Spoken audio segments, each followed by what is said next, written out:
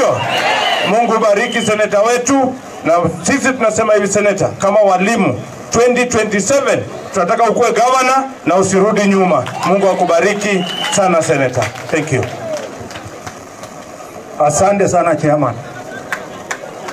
All protocol observed. Kwa niaba ya NAT, kwa niaba ya walimu, Bwana Osotsi, tuko na wewe pamoja. Tumeamua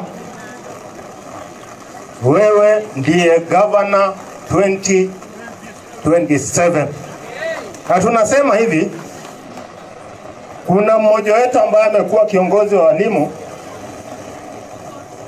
ambaye pia amekuwa MPMY, anaitwa nani? Omboko Milemba. Kama walimu tumeamua 2026 kura yetu itakuwa 2026. Tunaanza na kumpeleka wapi? Nyumbani. Hataendelea kuwa chairman wa KUPPET, na ili hasa hafanyi kazi na walimu. Tumemwambia akae chini, awache hii kiti ya governor. Makandi babulambu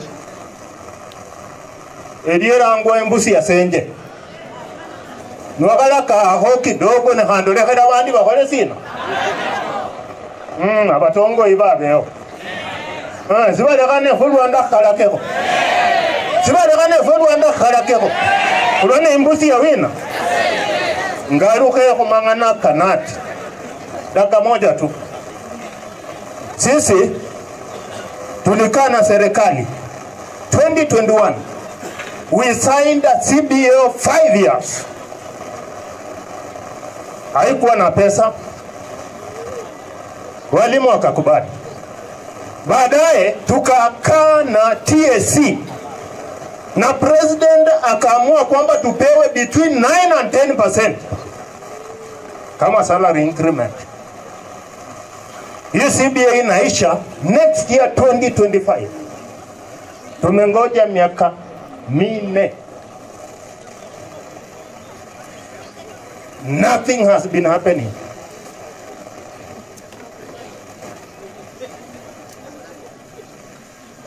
Hii ni pesa kidogo sana kwa mwalimu. We are talking of 700 shillings. Not a lot of money. Because this government has a lot of money. Hatuwezi sema serikali haina pesa. Ina pesa nyingi sana, lakini inatumika vibaya. Kuna walimu ambao wamestaafu. Mwalimu anakaa miaka 5, miaka 4, super senator. Huyu mwalimu hajalipwa. Na ni pesa ambayo alifanya nini? Alikatwa. Paka mwalimu anakufa stress. Kuna vijana wetu ambao wameajiriwa juzi kama intern, na serikali ikawaahidi kwamba baada ya miaka 2 watakuwa confirmed kama permanent and pension. Hani vijana wetu. Huyu ni kijana ambaye amesoma, amefika university, analipwa shilingi 15,000. Ukweli uko wapi? Ukweli uko wapi? Kuna medical scheme ya walimu. Hatupati medical allowance. Hii medical scheme inaenda kwa insurance. Lakini mwalimu anaenda kutibiwa, anaambiwa kwamba serikali haijatuma nini? Pesa. Hata kama ni punda, si punda imechoka. Tunawaomba wazazi wetu, tunawaomba kuanzia Jumatatu, tunawaomba tukula bana benywe tumulela bana bulei muyanja mwikaleko na bana kidogo, because hiyo ndio language ambayo serikali inasikia. Otherwise, let me say we shall continue supporting you. Mahali utalala, tutalala na wewe. Ukiamuka, tutaamuka na wewe, na tumedecide wewe ndio governor wa walimu 2027. Asanteni sana. Asante sana. Hao ningewazuia singekuwa ni tabu.